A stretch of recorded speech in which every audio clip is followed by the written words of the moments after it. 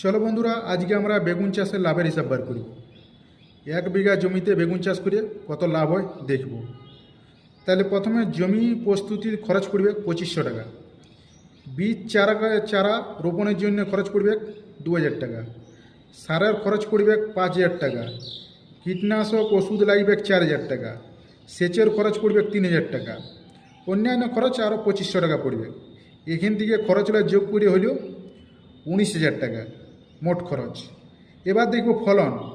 1 বিঘাতে ফলন 40 থেকে 70 কুইন্টাল হয়ে থাকে, অর্থাৎ 4000 কেজি থেকে 7000 কেজি ফলন হয়ে থাকে। এবার আমরা বিক্রি দেখব। 30 টাকা প্রতি কেজি হোলসেলার বিক্রি করে থাকি। এখান থেকে মোট আয় বার করব।